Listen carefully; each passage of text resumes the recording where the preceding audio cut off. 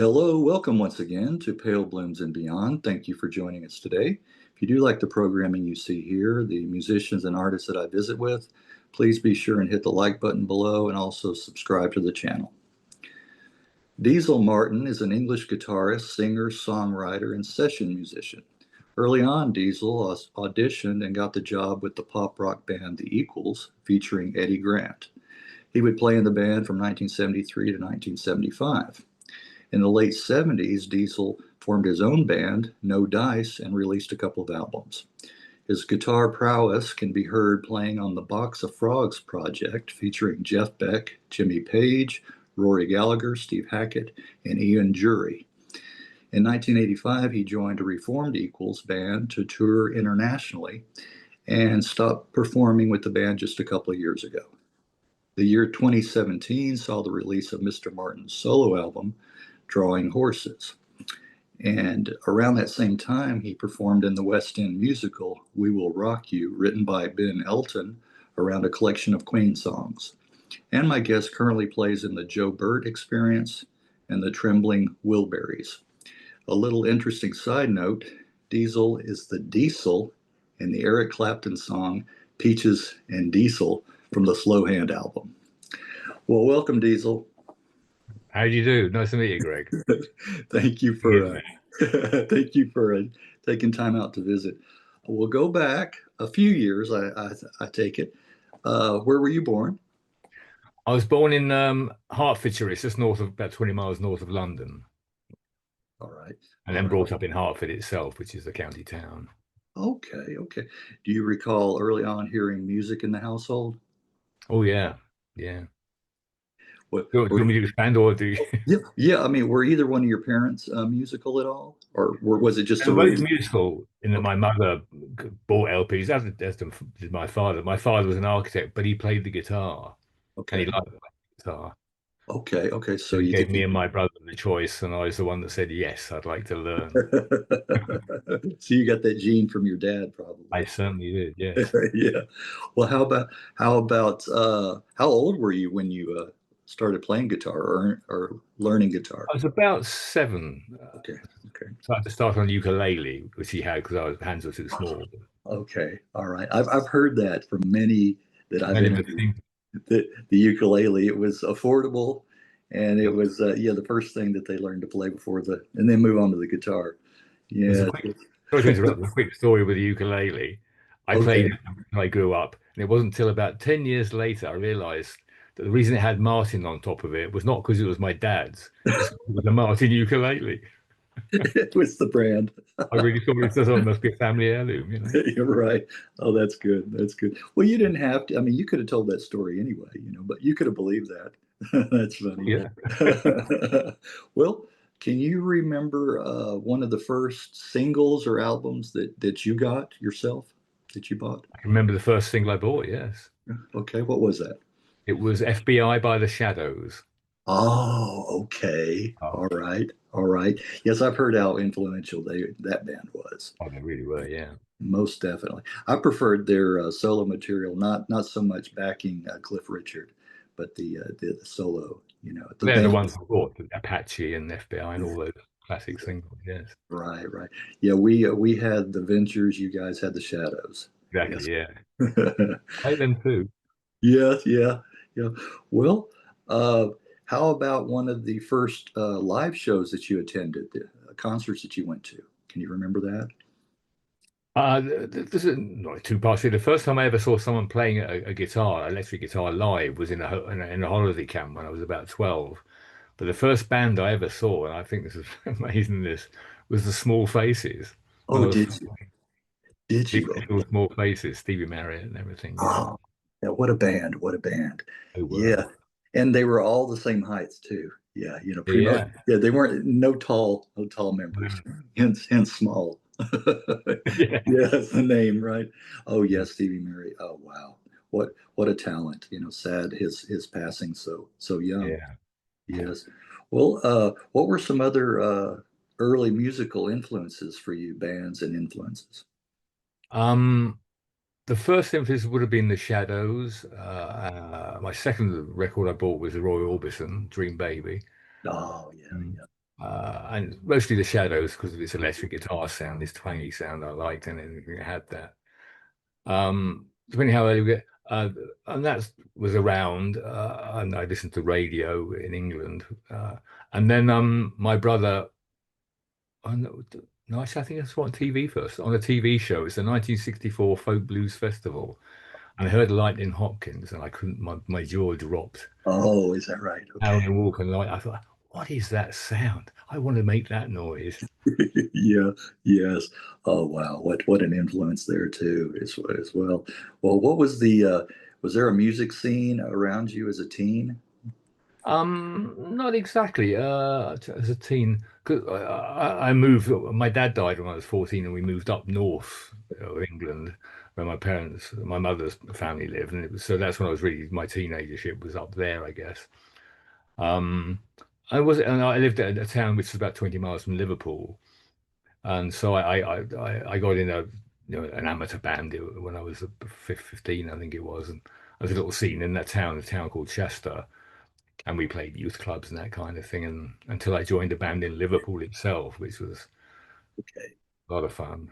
Oh, okay. Well, there was definitely a scene there in Liverpool. Oh, there was very much. Yeah, this was late 60s, so the hangover from the Beatles was still very strong there as a music town. Yeah, Yes, yes. Well, what was the name of that first band, that band you were in as a teenager?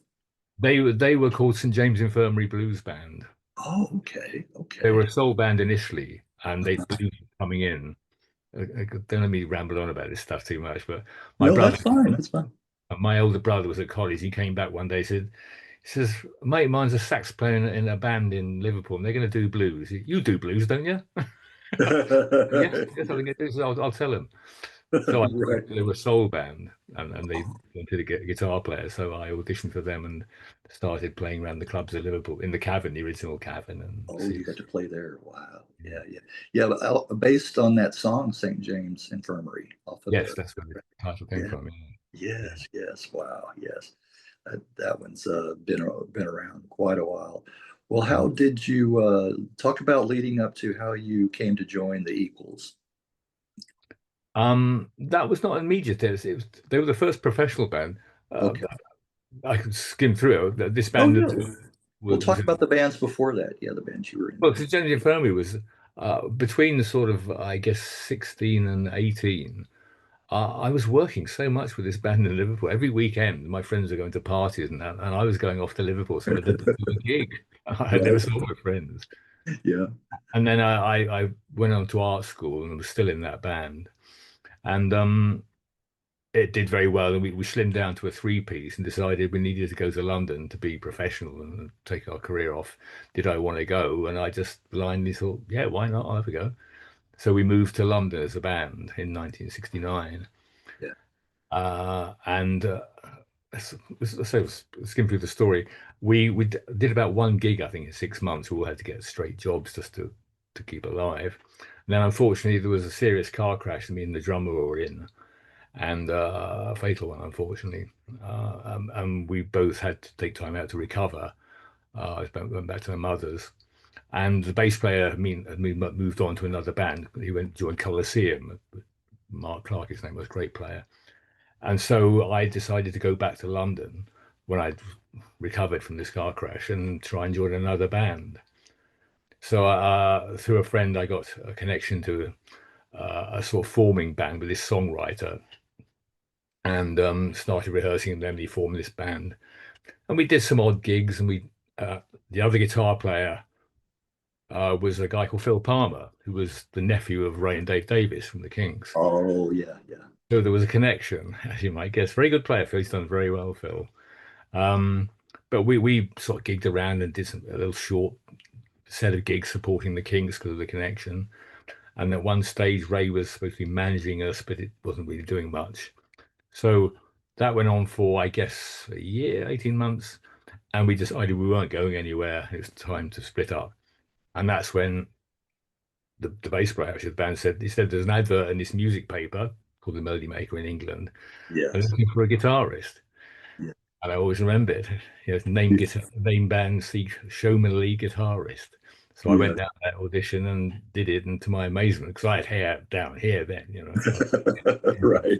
18, 19, no, that's 20 then. And joined this mixed race band, The Equals. And I started, and it was such fun, and I was getting paid very well for playing the guitar. I couldn't believe it.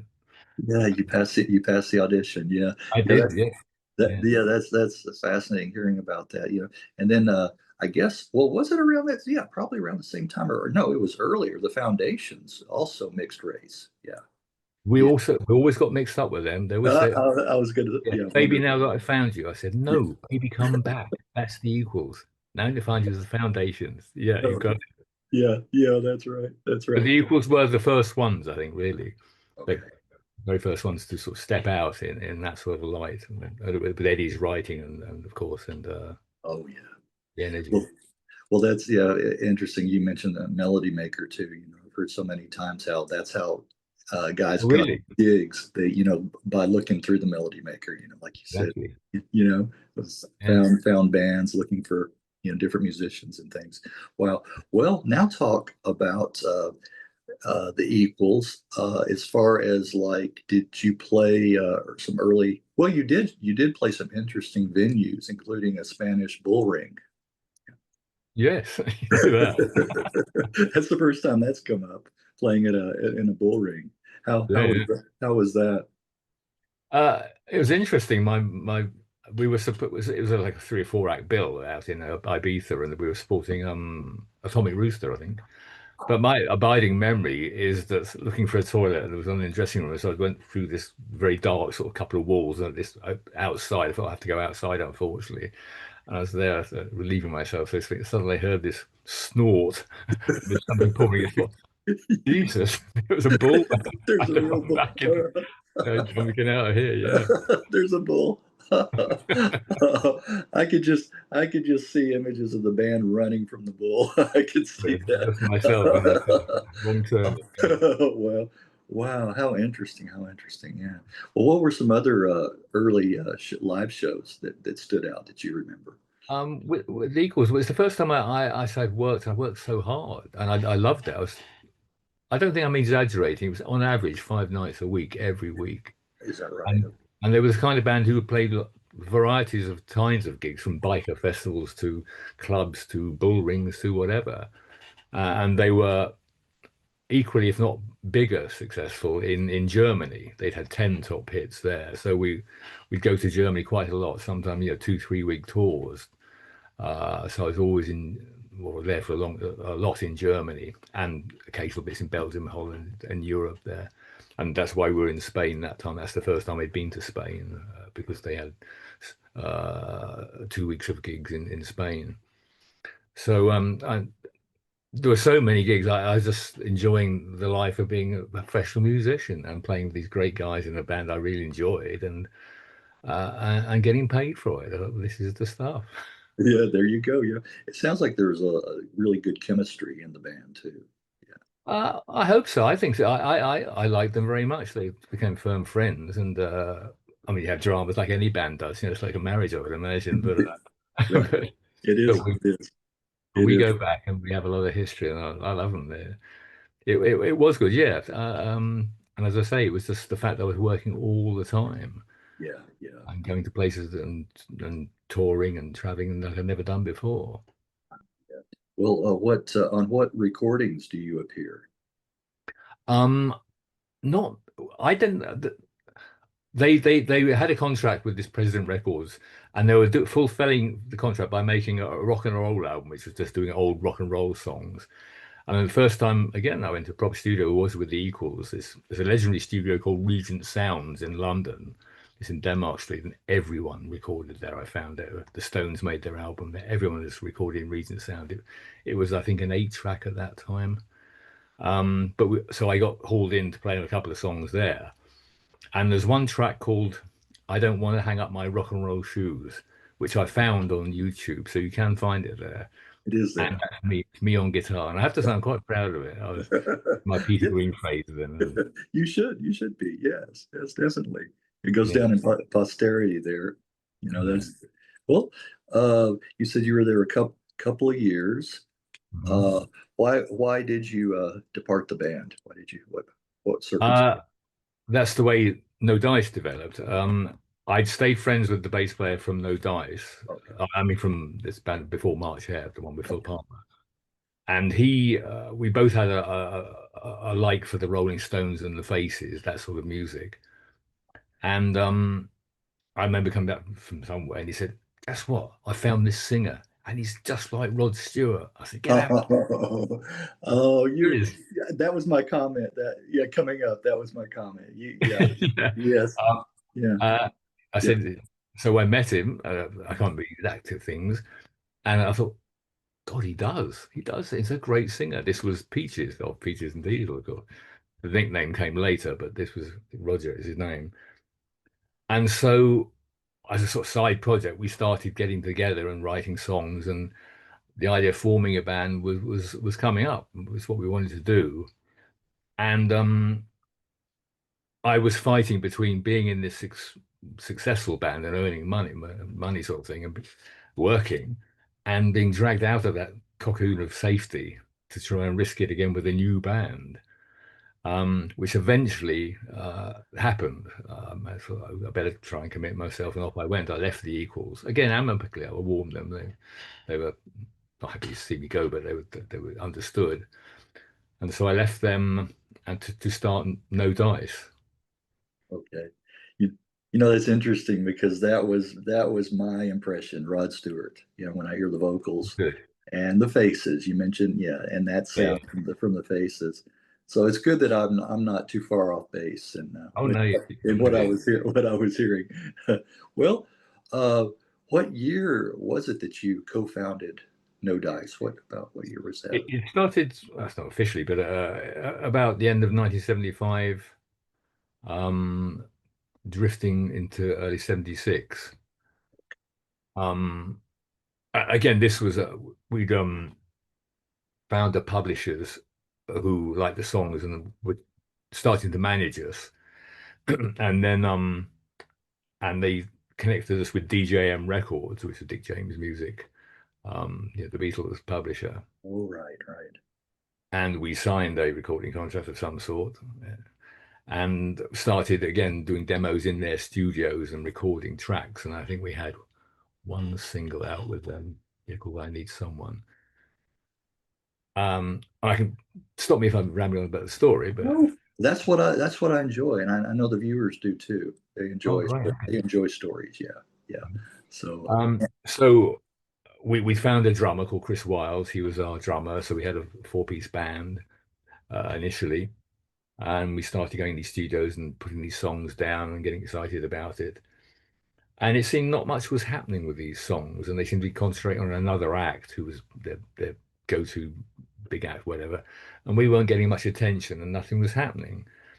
And so I think we sort of thought we need bigger management. And the managers, these guys at the beginning said, "We understand that we can't handle where we think you could go. So yeah, have a look round." And we found a company called Emca, which was a guy called Steve O'Rourke, who managed Pink Floyd, which was quite big. And yes, and part of the team was a guy called Robert Wace, who took us on to manage us. He had previously managed the Kinks. Would you believe? All these connections start there into you go. There's the Ray connection again. yeah. Yes, yes. And so we went to see them, at the desk with our demo tapes, and they basically said, "We really like what you're doing. We think you have a future, but we can't work with that record contract. There is not room for us to make agree whatever." And I think they offered Dick James Music some money, and he turned it down. So they told us, they said, "The only thing you can do is to wait out your contract for the first year, and if they don't take up the option, you'll be free, and then we can start to work together." So we did that. We basically just heads down, didn't do any gigs. We just rehearsed and tried to get things better. And lo and behold, to our amazement, when the option came up, it just went past, and we were free. We thought, how strange. Why didn't you take the money? Right, Yeah, right. no complaint. So we joined at MCA Enterprises, and Robert Wace was our main manager, and they commenced to farm us round, and they had some what they call clout in England, strength, to I remember we were playing it, rehearsing in a pub in northwest London, and there's Ahmet Ertegun sitting in a chair watching us, thinking if we're any good. He was there. Wow, wow. Ahmet Yeah, Ertegun, yeah. yeah. And we eventually went with, or we were told to go with, EMI, Bob. Can't remember Bob the manager. He was there. It was always the top guys, and they did a production deal, and we joined them in EMI in England and Capital in America. Yes, that's right. Yes. Yeah, you know. Well, And let me sorry, ask you real quick, and I want you to continue, but I want to ask you about the band's name, No Dice. That wasn't from the Badfinger album, was it? no, but everyone gets confused like Oh, that. Whenever okay. you do that, I think, no, no, that's not us. Okay. Um, Okay. That's not where it came from. Okay. Okay. no, it was I don't know, it's just as bands do, we went from sublime to ridiculous when trying to think of names. Yes. Yes. And, and honestly, I'm not being arrogant about it. I thought it up. I was trying to think we're a tough band. We don't compromise. What about No Dice? Uh, Yeah, that's all right. Okay, we'll go with that. So that's how we stuck yeah. with that. Okay. Well, go ahead and continue with the story, the Okay. development. Um, so the sort of process began. We started doing because we had backing from them, and we started doing gigs around the circuit in London, and they got us on a couple of support tours with UFO. Really like UFO. I've always been a big fan. Yeah, Pete Wade, the bass player, lovely Yeah. guy.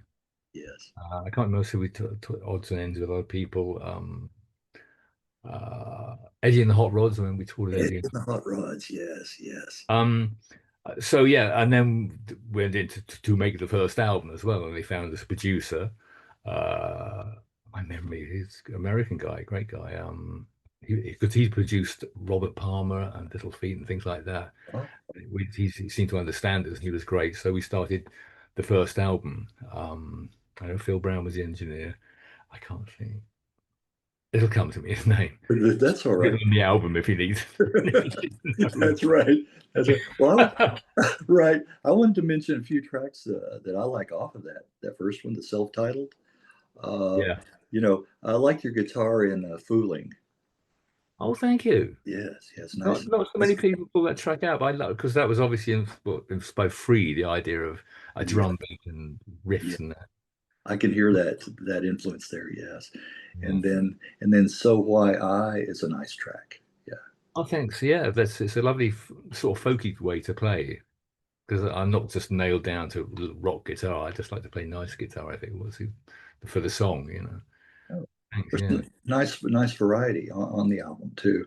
And then I like "Silly Girl." It's another one that I liked off of that. Good song, there, isn't it? Yeah, it's again, it could be poppy, but we sort of gave it a bit more energy than that, I guess. Yeah, I think we did, you know. And so we well, there's so many stuff, not stories, but we basically did that in two or three different all sorts of stories. We did half of it in what it's Island Studios at the time. It's Basing Street now. That's where they did the Live Aid recording, that studio. And that got booked in the evenings. So they would take us out in the evenings. We go to Abbey Road and do Oh, work there till like 2 or 3 in the morning, you know. did you? Wow, We wow. did. What was it? What was that like, Abbey Road? It was fantastic because the Beatles worked here. I Right. just read a book about Abbey Road. Everybody worked there. I mean, everybody from the Shadows, the Hollies, way back. You know, it's a very well used studio. Procol Harum. Anyway, so that was huge fun, and we used all three studios. I remember doing a guitar solo in the great big room they use for the orchestra for the reverb. You know, there's me in the middle of my amplifier full up, and there's it Yes. was huge fun. Uh, and we did some bits. Was that the second album with the mobile in Maureen Starkey's garden? I remember that. In the garden, in the actual That we garden. can't. I can't remember the connections as well. If actually use the mobile, we go to Maureen Starkey's. I think it's on Happy in the Schoolyard. The vocal pieces did in her garden. I think you can hear the birds in the distance. In the birds. Wow. Wow. Yeah, Well, one last track from the first album I like is "Down and Dry." Now that's a nice rocker and a yeah. great guitar riff on that one. I think. Yeah, yeah. So I really enjoyed playing that, and we used it when we did. Might get it. We did a couple of reunion gigs over the last, 2012 and 15, and we started with that one. It was a great song to come in with. You know, this is how we used to be and still are. Yeah, I yeah, like playing that one. It really yeah, rocks. yeah, yeah. I could tell that in the recording that you enjoyed it. Enjoyed Oh, it. good. Well, that's good to know. Well, moving on to 1979's Two-Faced. Mhm. A few tracks here that I enjoy. I keep it to myself. Now that one's a little lightweight, but not bad. Not a bad song. Mhm. Yeah. We uh, the second album, I like quite a lot of it. It's not quite how we wanted it to turn out. We'd been after the first one, we ended up doing an American tour. I was so pleased to get that. I was Oh, so wanted to be in America, and yes. it was better than I expected. I just thought, yes, this is it. Yes. Guitar, cards. And so we toured there for 9 weeks, I think it was, all coast to coast, supporting Foghat, Foghat. Okay. Okay. amongst many other people, Black Oak. Was was that Status Quo? Was that on the American tour?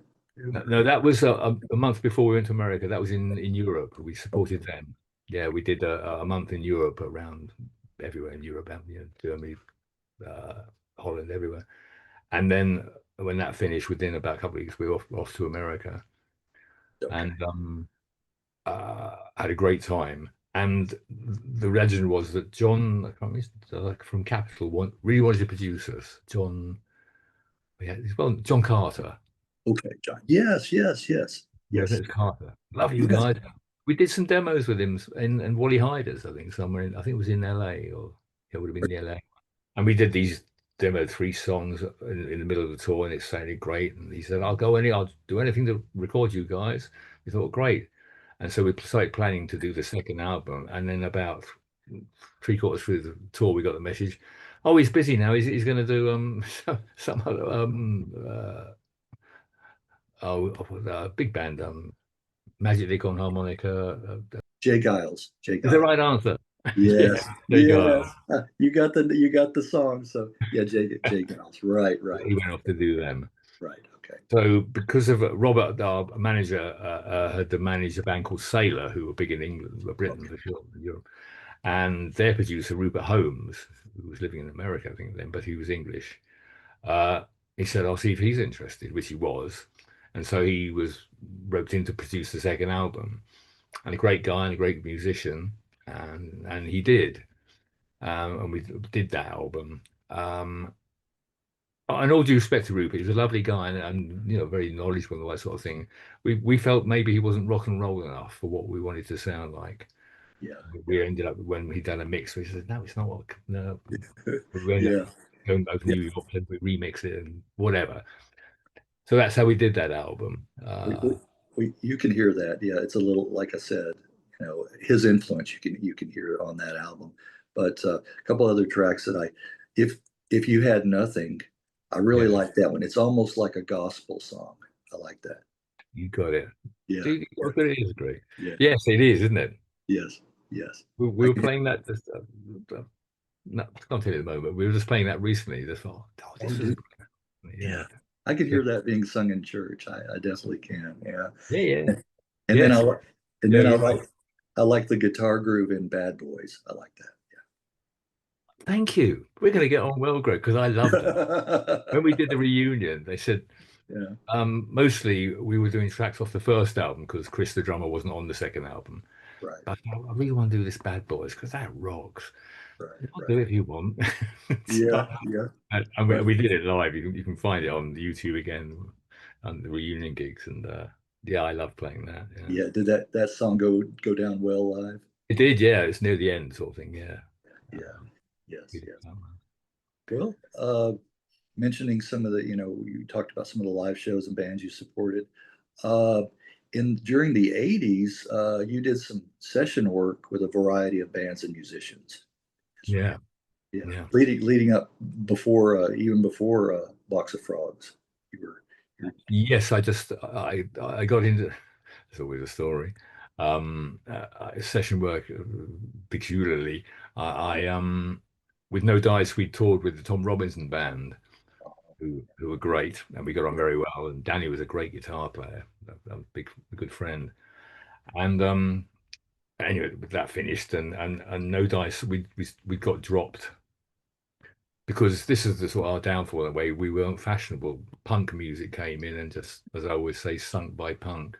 yeah, Yeah. all of a sudden we were unfashionable and boring old rock and punks to foot, and we were let go from the record company and the management. We soldiered on from another probably 3 or 4 years in different forms. We were struggling.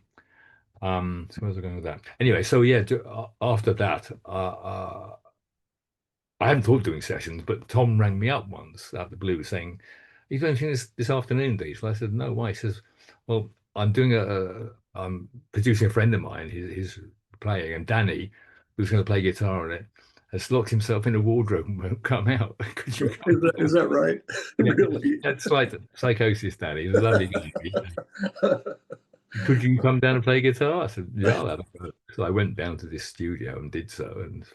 And the guy producing asked me, he said, do you do sessions? I said, well, I haven't done any, but I suppose I could do. Yeah, if you like. Yeah. He said, give me your number.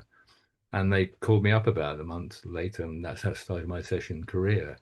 Very luckily, this was about 1980.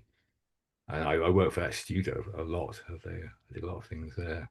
Yeah, you worked with Van Morrison as well. I did officially, yeah, yeah. Everyone has a Van Morrison story.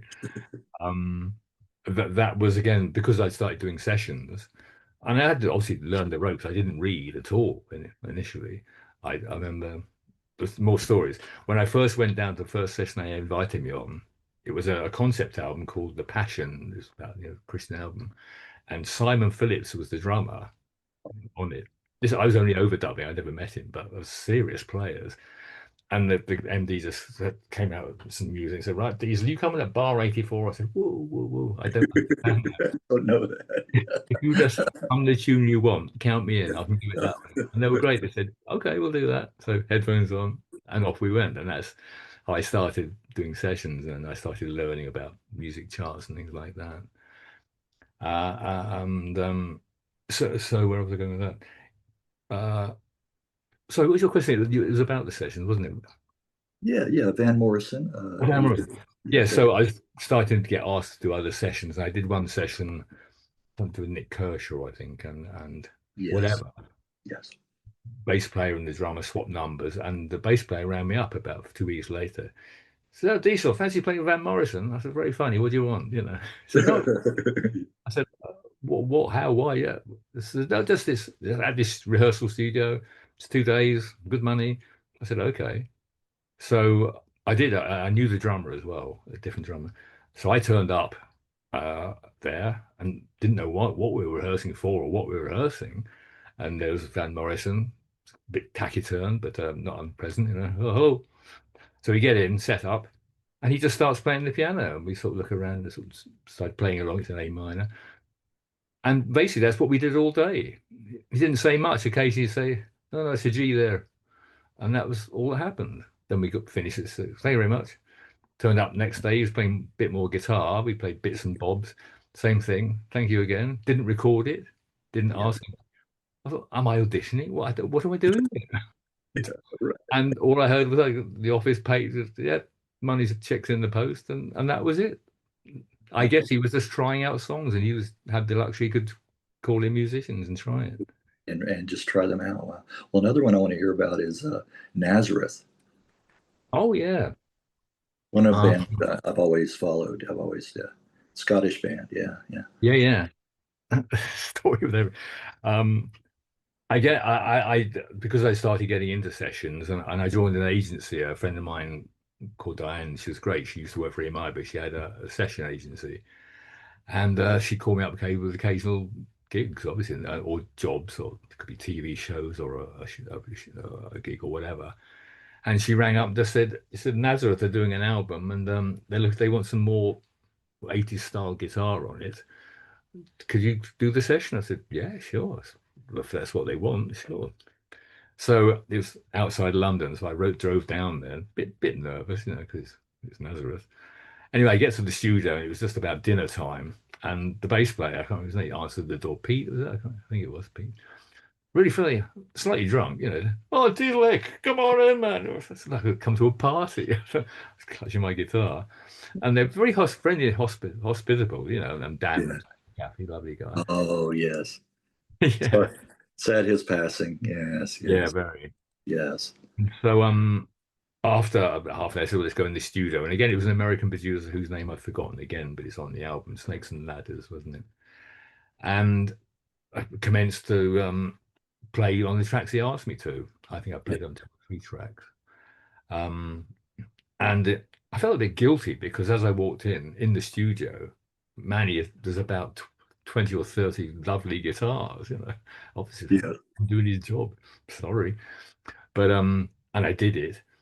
And I suppose a couple of hours, the producer said, he says, are you busy?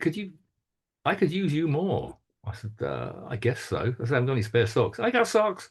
you know. So I ended up, it was a residential studio. So I ended up staying over and going into the studio the next day and spending all day doing the rest of the songs he wanted me to play on. Wow. And they were great. They were such nice guys. I mean, Manny didn't look very happy, I have to say, but I don't blame him. Yeah. But I always quote it as one of the few sessions where I actually got paid before I got the guitar off. Oh, I can't, that's who the drummer was doing the management. He just came in with the checkbook. I said, I haven't finished it. It doesn't matter. There you go. I thought, "Oh, thank you guys." yeah. That's a nice way to get paid like that. Like It was, yeah. I And think sorry, no, I was just gonna say I think Pete, I think the drummer is the only surviving member of yeah, Daryl. Pete Agnew. Pete Agnew. Yeah, Daryl passed away. Dan and Manny from the original lineup. he Yeah, knows nothing. Yeah. I think Pete's playing with his son Lee is in the band. Now the current band. But yeah.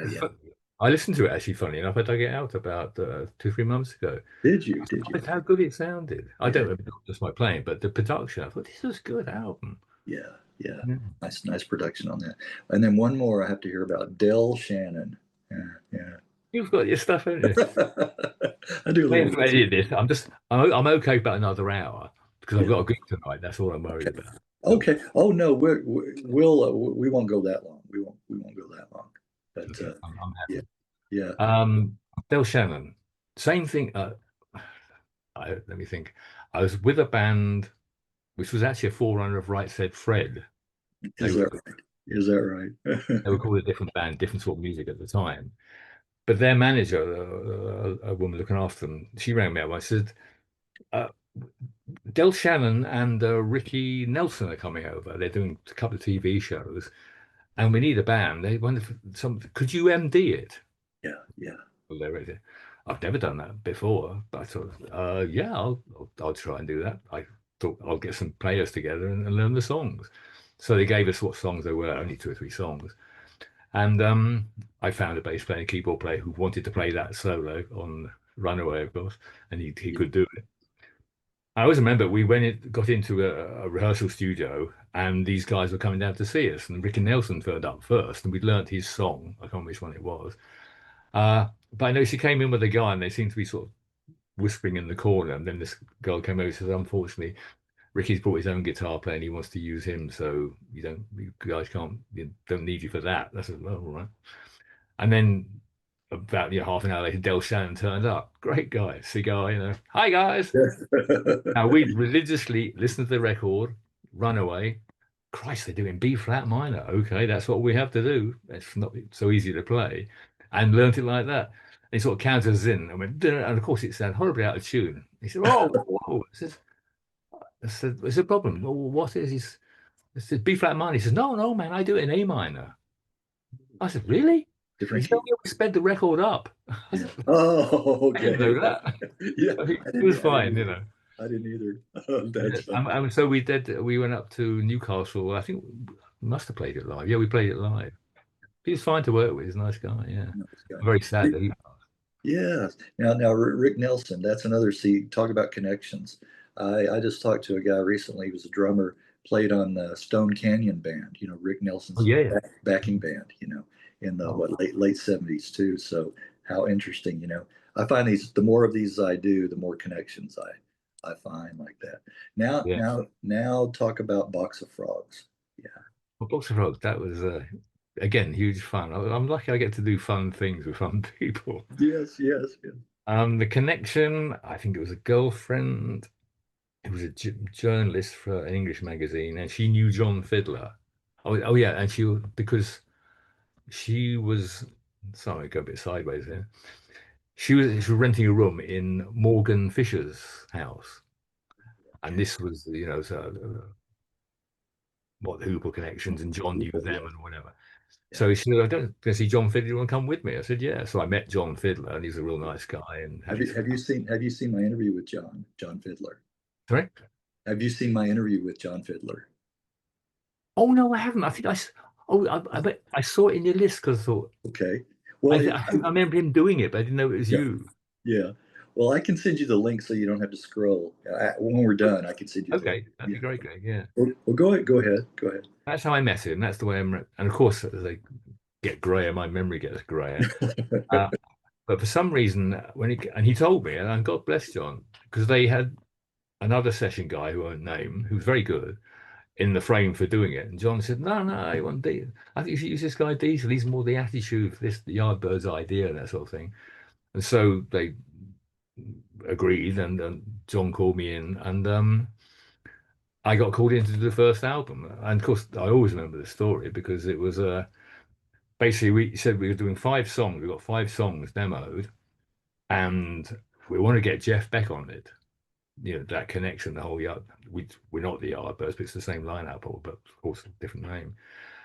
But we got to convince the record company they're good stuff and that. So we thought we need a lead guitarist. So could you play on all the tracks? But the deal is, if we can get Jeff Beck to play on them, you will get taken off. No, right. Jeff Beck, yes. That's Yes. I'm not worthy. Right. So that was the deal. And that's what we did. And it was done at a location studio outside London again, a residential studio. And again, I only knew John, but I got to know the guys. Paul Semel-Smith was producing, and it was Jim McCarthy and Chris Trey, everybody. And there was such fun. I remember laughing as much as playing. We had such a good time with them and did these great tracks, some great tracks. And I did all the guitar I could think of. And then eventually Jeff wants to play on that one and that one and that one. So It took you off. I got left sunburned. Yeah. They left you some bones. Yeah. John did say, Jeff did say, he said, who's the guy playing on him? He's good. I was like, Yeah. oh, fuck you. So that was relief. Yes. And so that's what's happened. And they got the album deal, and we completed the whole. I think I got called back to do the whole album as well. And it became, as you see, as they said, like a platform for guitar players. They made it. So I think it was Earl Slick on the first one, and I can't remember who was on which album. Obviously Jeff, and I did Rory Gallagher do that one. And so that's how that first album happened, and it was successful. And there was talk. We did one rehearsal of doing an American tour, and I got called to rehearse live. That made it. Yeah. And unfortunately, a couple of the band didn't want to go out and do it, and 2 really did, so it didn't happen in the end. But we went on to do the second album, which was the same idea because the first one had been successful, and obviously Jimmy Page was on that one, and Yes. some names, and Jeff. Well, that's where the Jeff Beck embarrassing story comes in. Okay. Don't it? Yeah, go ahead. Lay it on us. Okay, well, it's about the same time of year, about November, I think it was. I got a call down. I'd done various tracks on this second album. And Stranger in a Strange Land, it's called. I'm on the title track. And Jeff was coming down to have a listen. This is the one I'm trying to remember it. And they were using guests. And in the afternoon, I think Ian Drury was there doing the vocals. So someone went down the pub and I went with them. Now, I emphasize, I'm not a huge drinker, but I wasn't driving. I went down the pub with them, had, I don't know, a couple of drinks, if that. We got back to the studio. There's a Corvette outside. Jeff's arrived. Oh, right. Fancy's going down the pub. We go back down the pub for about an hour or so. And we get back to the studio. By which time it's dinner time. We have dinner. There's some wine. Okay. I don't drink a lot. And about 10 o'clock, Paul was saying, we've got to do some gang backing vocals on this track. And let's get Jeff in there singing as well. He'll be all right, Jeff, won't you? Well, I suppose all right. So 4 or 5 of us troop into the studio about 10 o'clock at night. They all ran the mic with headphones on. I remember this specifically. John doesn't remember it so well. But I just remember thinking, I think I said, is it really hot in here? And so I said, I don't think so.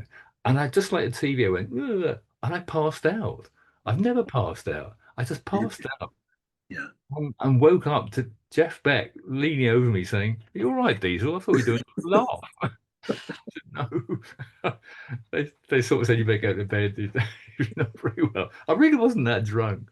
But Yeah. Beck, what did I You, feel like? you painted in front of Jeff. He's like, I'm not worthy. You just passed out It might have been in well his that, yeah. in his presence. Yeah. The way they Oh, go. oh God, that would be embarrassing. Yeah, yeah, that would be. It was fine. As you can see, I posted a photo at Christmas lunch. I sat next to Jeff Beck. He was okay. He had a good sense of humor. Yeah. Yeah, yeah, I've heard that. I've heard that. Well, uh, briefly, you returned. Well, not brief. You didn't stay. You weren't briefly with the band, but in '85 you rejoined the Equals and toured internationally. What I was trying to say is, briefly, how was the reunion getting back with the band? How was that? It was fine. It was Pat. You mentioned Pat Lloyd, didn't you, Pat? Yeah, Pat came round once. He's just told me the story. He said we're going back out to Germany quite a lot, and he says not like the old days on the ferry and 3 week. It's just a weekend. There's equipment supply. Just take your guitar, do a gig, get paid, come home. Yeah, I'm up for that. And it was the early days of this whole sort of situation in Europe where a lot of what unfortunately called oldie acts, but it was like the Rubettes and the Tremolos and Mungo Jerry, all these 60s, 70s acts who had hits, found there was more work in Germany. It's a bigger country and they're more interested. So we started doing that and it just grew and grew, this scene.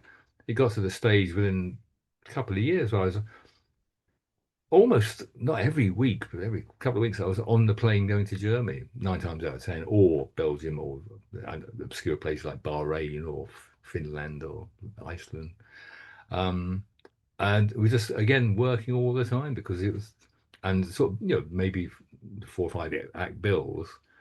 And we just kept doing that because it was so successful. It got very big. right. No, another band I thought of was is Boney M, which is a German band, but they Mm, have the black singers, in that, yeah.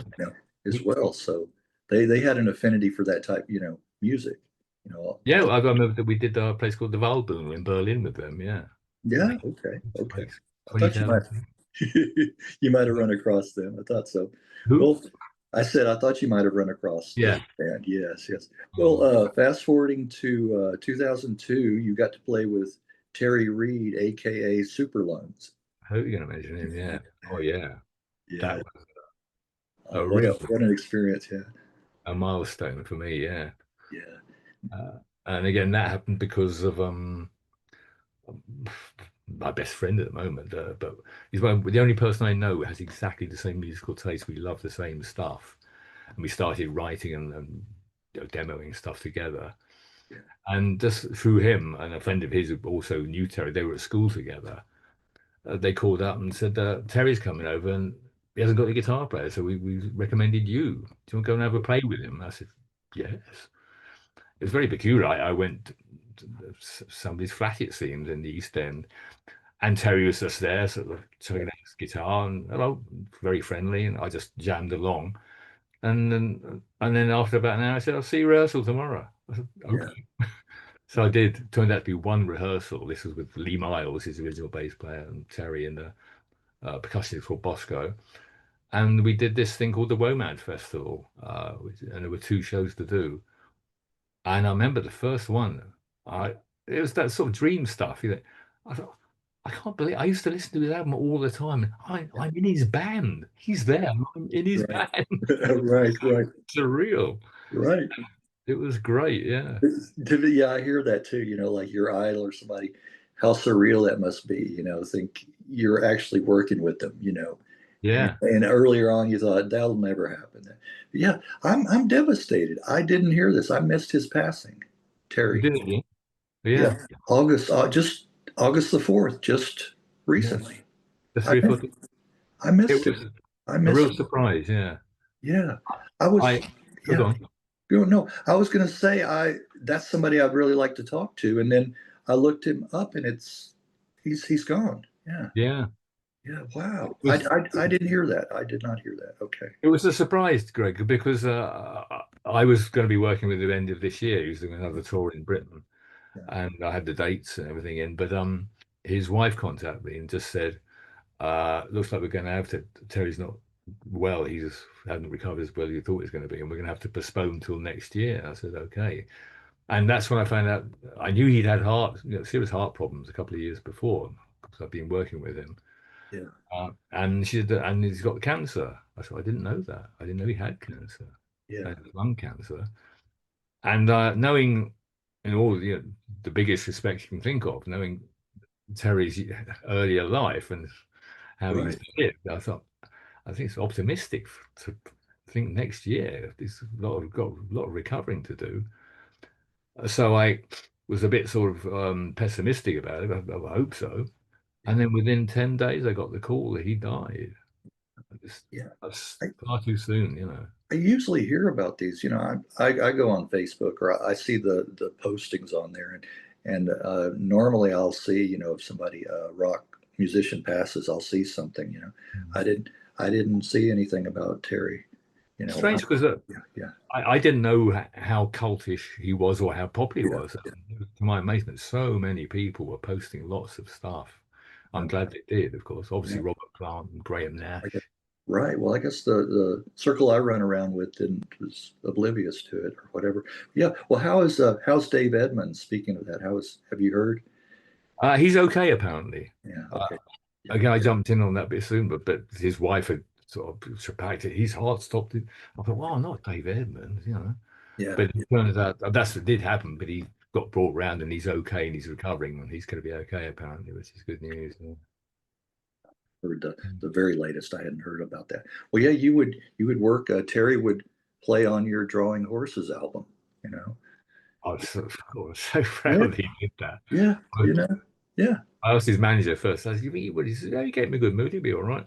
And I Yeah. remember we were just about to, when we just come back. We did the Isle of Wight festival. This is with Oh, Terry about 6, 7 years ago. I can't remember. And he said, "Now's a good time. We're having a drink." So I asked him. He said, "Yeah, I'll do that. Send me your tapes." yeah. Yeah. And he was great. Not only did he listen to, I said, "You just pick a song, Then he said, "There's a couple there, and so we don't mind this one. I just changed some words."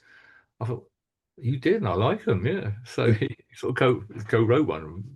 Yeah. You like that? Well, before we talk about Drawing Horses, talk a little bit about "We Will Rock You" musical. Yeah, that was through a friend of mine who unfortunately also passed away like a couple of years ago. He was a guitar player, and we'd sort of fallen out a bit. I will admit that. But a mutual friend said, come and meet him, have a cup of tea, he'll be okay." We sort of did, and we were all right. And then he said, asked me about depping "We Will Rock You." I said, "No chance. I don't do that. That's hard." Yeah. This guy Glenn Derby's Scottish. He said, "Oh, you might like it." I said, "Oh." He said, "Just come and see it." I said, "Okay." So I went, and you sit up in the gods where all the band is, and it's cramped, and you're right there. There's two guitar players and a bass player there. And I sat through the whole show. He said, "Well, what do you think?" I said, "Definitely no way. I could After that. 30 songs of Queen songs. I don't know." Well, Yeah. and he sort of cajoled me and just gave me the charts, gave me the tapes, and it's a challenge. I thought, well, maybe I should try and go for it. So okay, I'll try it. I'll just see. I'll try and learn it. And over 2 or 3 months, every day, and I don't read music. I'm going E G B D F, what and going backwards, and after a couple of weeks, I thought, "Yeah, I should be okay." And then about 3 weeks, I thought, "What are you thinking? This is really hard." And so I got to a reasonable state, and then Alan said, "I think it's time you try the show." I've never been so nervous. It's one of the most nerve-wracking things that I've played in front of 20,000 people. I love it, but this was Yeah. hard to get Yeah. because you have, as the MD said, he said, "This is not rock and roll. It's musical theatre, different discipline," and it really is. It and really everyone there relies on you getting it right. yes, right, Okay. right. And so I did the first show, and Alan sat behind me. I thought I'll be okay with him sitting behind me. Turned out he wasn't there to help me. He was there to show me where I was going wrong. He Was didn't. he? Did he to correct you? Okay. So Uh, and then of course came the time I got the call to do it by myself, and it was oh, nerve-wracking. oh, it would be. Oh, wow. And I only did about a dozen shows, I think, because it's that thing, because it's random Yeah, and you don't get the 3 or 5 weeks rehearsal that everyone else has had. You get dropped right in and you have to know it as well as they do, whereas they've done it for 10 years or whatever. yeah, It's not easy. And I did have a few foul ups, and they're stories on themselves. Nothing too drastic, but not fun. So, but after about a dozen, and the MD said, you could be a bit tight or whatever. Maybe you need a run of gigs. And Alan said, I'm on holiday. I'll get you 3 gigs in a row, which he did. I did the matinee in the night. I thought, a few mistakes, but I'm getting maybe one more. I think I'll be with it. And it was that evening when I got the call in the pub from the MD. You're a great player, Dildo, but I don't think this is for you, is it? Oh no. I'm so relieved. Oh, Oh, yeah, thank yeah. God I got the Oh, sack. right, You right. go, I can I go can home now, I can pounding. understand that. Yes, yes. You didn't want to go on. I'm really glad I did it because no, it's okay, but it's not my field. I Right, improvise. Like, right, right. That would be different. Musical, definitely. That would be a yeah, total different kettle of fish, as they say. right. Yes, yes. Well, on to the Drawing Horses album. How long was that in the making? Probably longer than I think. I mean, it sounds like a drawing, I think, but the song I've got demos from about 2011, just trying it out. Um, but in the actual making, I suppose over a couple of years because I was doing it on a shoestring and favors and time and all that sort of thing. So that's how it worked. It There were 3 people who enabled it to happen. I'll never forget how great they were. The first one was my friend Steve Ancliffe, who co-produced it. He had a studio, and he's multi-talented. He can manage. He's a great singer, etc. It's him that said, "You should do your own album, Diesel." I said, "How am I going to do that?" And I always remember he said, "Because you know people." I said, "Really? Yeah, but I haven't got any money. You know people." So that's That's the it. first That's encouragement. important. Yeah, yeah, yeah. He had a spare studio which was empty, and I literally had a laptop, my guitars, and the mic out of the computer to do the vocal in. And I'd never sung my own album. I was always just backing them with other people. But I started doing it, started working at it. And the second, no particular order, was I was using drum loops and everything. I need a drummer, and I happened to have worked with this drummer, a Californian drummer called Gary Ferguson, who was sensational, my favorite drummer, and so good. He'd been over working with Gary Moore in England, Oh, and he'd moved back to California, and he happened to call me up. He said, "What are you doing, these?" I said, "I'm just trying to make this album. This album, any money or this." Send me the files, man. I put some drums down. Oh, you, yeah. you angel! Thank you so much. And he did. There he was. Then Yeah, okay, what a guy. And he yeah. still is a great friend. Um, and then the third was my friend, this guy, Derek, who I got the Terry gig. He was, him and Steve tutored me my vocals, and they were hard but fair, they wouldn't let me get away with anything. Yeah. And so God bless them. And it was a big learning curve, Oh, yeah. and I Yeah, do it now, of course. right. And so that was the first time you had worked with, separate studios, like you said, and just kind of piecing it all together that way. Yes, it's not that well, I would love to get 5 musicians together and learn it, but I couldn't have that luxury. So, as you say, No, bits no. and bobs. And again, I learned I could do stuff at home here, for instance, and fly it in. So, Right, right. Well, it's fascinating to me how it sounds like these recordings that are done in home studios today sound like the whole band's there together. It's oh, seamless. It's really seamless. well, we're very lucky, yes, Yeah, with yeah. technology for one, as you say, yeah. Right, right. But it's a very accomplished album, I have to say. I gave it a listen, and besides Terry, we mentioned earlier John Fiddler Yeah, yeah. also contributed. Uh, it's nice country rock is how I would classify it. You Well, know, I like that.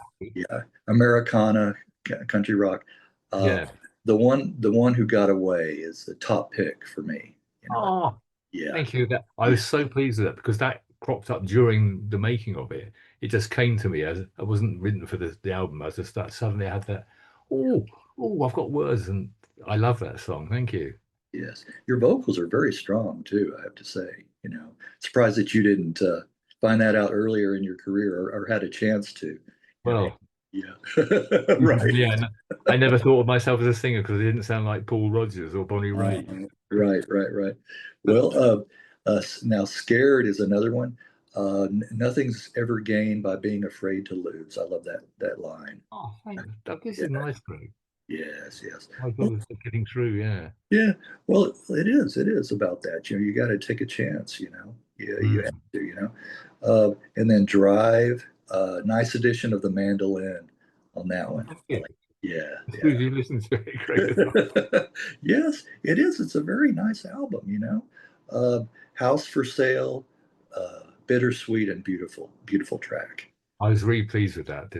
I had everything for that song except the words. I had the Yeah, tune, the arrangement, the idea. I wanted it to be a Nashville ballad. I used to call it a Nashville ballad, with a big, deep message. But right. I met Gary Osborne, who's wrote lyrics for Elton John and everybody. He's a real talented writer. And he said, "Well, send it. If it's shit, I'll let you know. Excuse my French. But if it's good, I'll do it." And he called back and says, "Yeah, I've got something to fit that." I thought, "Wow, thank you." I So can I can I can hear that the Nashville, like you said, yes. the ballad like that. I can wait. That's a great rocker. I like that one too. Oh, good. I like that. Yeah, it's a nice rocking track. Uh, That's and, and then Operator, another heartbreaking track. Great guitar break in that one. You know, it's oh, well, thank you. yeah, That one's the one. All due respect, though, I love the song. It's the one I'm most disappointed in. oh, Just really? it didn't quite come out as I can't think of a better word, not grand as I wanted. I wanted it to be Jackson Brown, that sort of thing. And more not lush, but I don't know. We just well, of course I was against the budget, so I couldn't say let's hire a big studio and get Elton John to play piano. I couldn't do that. So it's Well, not bad. It's just I'd it, like to do that again. yeah, well, you're your own worst critic, right? You know, Yeah, yeah, exactly right. It sounds nice to me, and I think probably most listeners would agree. And then one final one, Bob and Paula, a nice slice of Americana. I like the static at the beginning and the end. Was that to kind of give it like a old vinyl, yeah, like yeah. yeah, You got it. yeah, with the And cracks, the pops and cracks on there. Yeah, yeah, and it has a meaningful. It's probably I think I put it on my website, the meaningful story. But yeah. it was a Well, series of semi coincidences that I wanted to work. I told you about the ukulele. yeah, I yeah, wanted that on the album, yeah, and the first two chords I learned, I thought I've got to get them on there on the ukulele, and I thought I can get it into if I tune it up, I can get it in the right key on that song. And the acoustic guitar was my dad's guitar. I had to be on my dad's guitar, with the one he taught me to play on almost. yeah. So I had that on there because that's my parents. And um and the day I did the basic track, the acoustic guitar, um, it wasn't that was a special day, but it was up the studio was about a mile and a half from where my parents used to live before I was born in Okay. London. My brother was born in London, I wasn't. And I was up the road from there playing this my dad's guitar on this song about them. I just all those things I put together. Yes. Well, see, I was going to ask you who it was about it, your parents. I'll go back and listen to it, and it'll have a different meaning now, knowing it's about your parents. Yeah, Oh, go back. thanks. Yeah, yeah. Yeah, that's Yeah, a I couldn't really call it anything else. It's just through them is who I am and why I am. And without them, my father showed me the roots of what's going to be my career. I wouldn't have it any other way. My mother supported me as much as he could. that's nice to tribute. You know, you have to give that. You know, well, real quickly before running down to the end here, talk a little bit about Joe Bird experience and the Trembling Wilburys. Um, Yeah, I think that might be on my website. Joe, I haven't worked with for some time, only because he's not been well. It was great fun to play with. It was a really good band and good material to work with. I speak to him occasionally, but he's been sort of laid low a bit. I'm still writing, but again, he was a friend on the same agency when I was doing those sessions, and I met Joe way back, and he's got a whole story of where he's come from musically as well.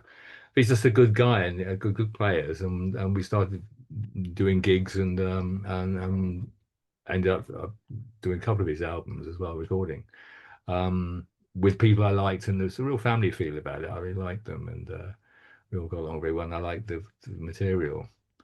Um, um, uh, the Trembling Wilburys, I'm surprised how long that's been going on. That was because a friend of mine had found I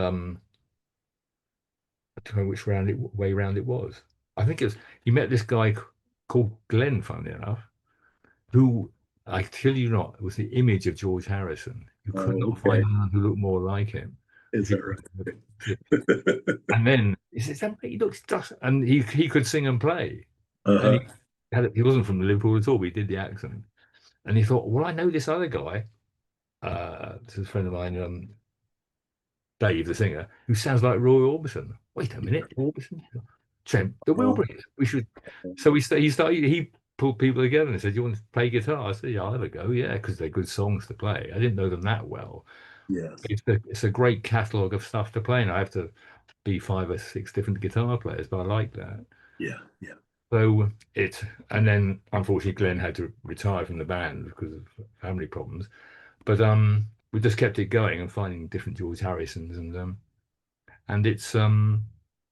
it's got a good band. It's developed a character of its own. It's not just slavish, copying exactly the record and acting like I'm wearing wigs, but we get the song the best we can, and it's developed its own humour with the Yeah, people out front. They're funny guys sometimes. yeah. I like that trembling. I like that. I like that. Using that instead of traveling, trembling. Yeah, exactly. Yeah, Yes. not get nicked otherwise. Yeah. Yes, exactly. Wow, okay.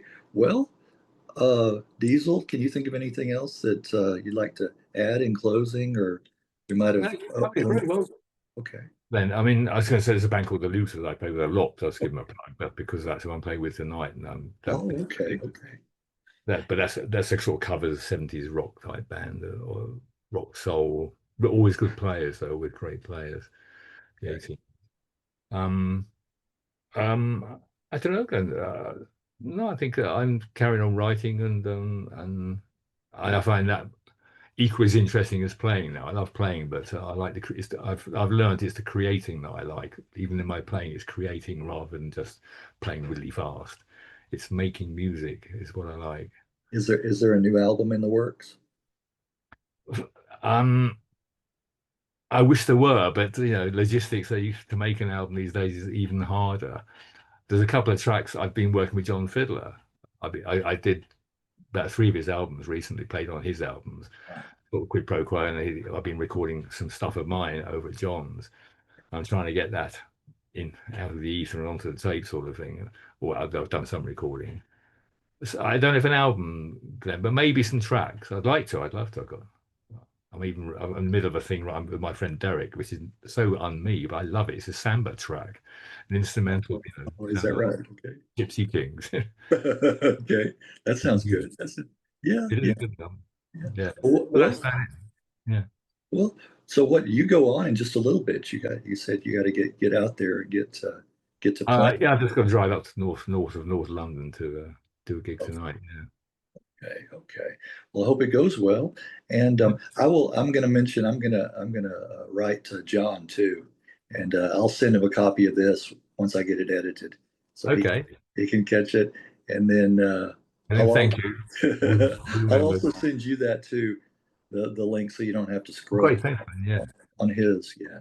So, all right, all right. Well, thanks again, Diesel, for doing this. I appreciate it, and hope everything goes well tonight. Thank And yeah, how often are you playing? How often are you playing live these days? you. And particularly in the Lucy's, he's quite industrious, the guy that runs it. Quite often, not every week, but very often, sometimes a couple of gigs at weekends normally. And So it's just quite a bit. Yeah, quite busy. That sounds good. All right.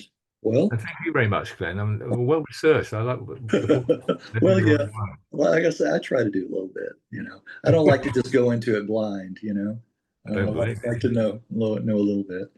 All right. Well, thank you again, Diesel, and all the best to you. And keep in touch, and I will as well.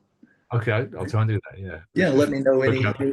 any new goings on or any new songs or anything that you have that might be released or what have you.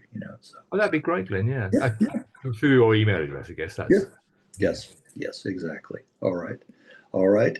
Then we'll talk to you again. Okay, and you have a good rest of the weekend as well. Thank you. All Okay. right. Bye all. Yes. All right. Bye bye for now. Hi y'all. Yeah, there you got it. You got it down. There you go. That twang. You got that twang. Yes.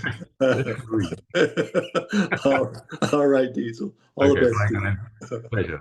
All right. Pleasure's mine.